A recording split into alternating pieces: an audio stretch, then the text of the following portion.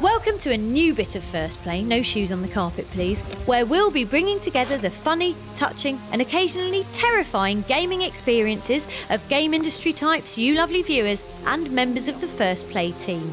This week, Associate Editor Nathan Ditum talks to us about his harrowing and ultimately heartbreaking first playthrough Heavy Rain.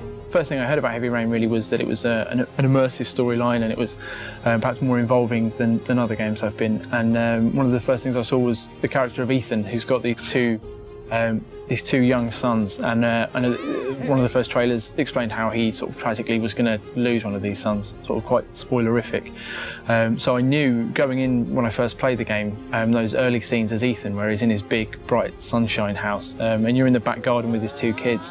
And it's a really well-constructed moment. It's sort of beautiful. You're there in the garden playing sword fighting and aeroplanes with the kids. But the whole time that I was playing it, it was just sort of with this overwhelming sense of dread that I knew that something terrible was going to happen to one of them. Oh, I'd like to have a quick look at some shoes for Sean. Can you watch Jason for a minute? So you're in the mall with your family, and you've got Jason, and you lose him in the crowd. I've actually lost one of my children in a high street before, and it's absolutely horrendous. Obviously, children are quite small.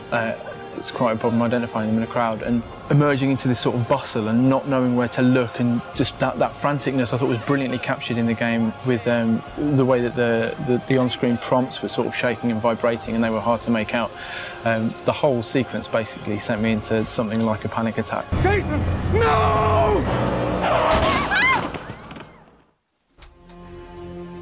I was mega depressed playing the next few sequences where you got Ethan in his horrible little single man's house feeding Sean a piece of cardboard pizza for his dinner and not helping him with his homework. You get that sequence in the playground where I think is probably my favourite moment in the game, is that tiny spark of happiness. Sean's laughing and everything seems like it might be all right. And then, of course, Ethan goes mad and he blacks out. And he's contacted by the origami killer, who's this sort of mysterious figure who has offed a bunch of children in the neighbourhood before.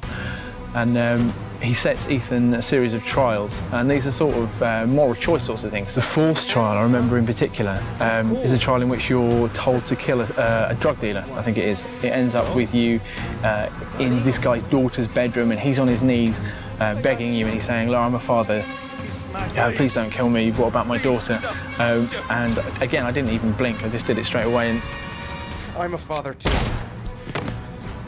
And then the last one, the trial, is you go into this weird sort of Twin Peaks room, and there's a poison on the desk, and completely single-mindedly focused on Sean. I'm still worried that if I didn't get this last clue, then I still wouldn't know where he was. I necked this poison. Fleeting moment of sadness that Ethan wouldn't, get to see Sean grow up or anything, but at the same time I was sort of physically looking forward to this hug that I was going to have with Sean at the end of the game. I was playing it quite late at night. It was maybe 2 or 3 in the morning, and I began to neglect some of the other characters in the game. So I had Madison, for instance, by that point had discovered who the origami killer was, and she's in his apartment, and there's a fire set in the apartment, and she has to escape. And you have to do a little bit, not a huge amount of puzzling, you have to do a little bit of puzzling in that area. And I basically got her to a window, had a little look outside, and she says, "I can't survive that drop." And I thought, "Yeah, you'll be all right, love, out you go." So she jumps out the window, sort of collapsed on the floor. She's dead. It got to the point where I completely focused on Ethan. I'd found out where Sean was. I had absolutely no one to back him up. So I sort of thunder onto the warehouse, and I find Sean. He's in his little well, and the origami killer's there, and we have a bit of a chat. And I'm thinking at this stage, I've made some morally ambiguous choices, but I found Sean and everything's fine. Almost as soon as I'd hugged him, I started to think about the poison, and then you get this brilliant moment where the hour goes past, and Ethan's really happy, and he goes, "Sean, everything's fine, everything's fine." I thought, brilliant, brilliant. I never want you to leave me alone again, Dad. And Ethan says, "That's fine, Sean, I won't. But just lie down here for a moment."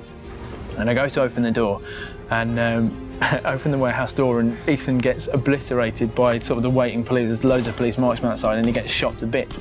And the reason I found out later, if you play through different ways, that he does get shot is if you don't have anyone there to save him. If Jaden doesn't solve the crime, or if Madison doesn't find out who the killer is and then come to save him, then Ethan gets obliterated. Oh, poor Nath. Have a First Play Father of the Year award. a pretend one to distract you while the police arrive. We'll be bringing you more gaming personals in the near future, and if you've got one you'd like to share, press square now to get in touch.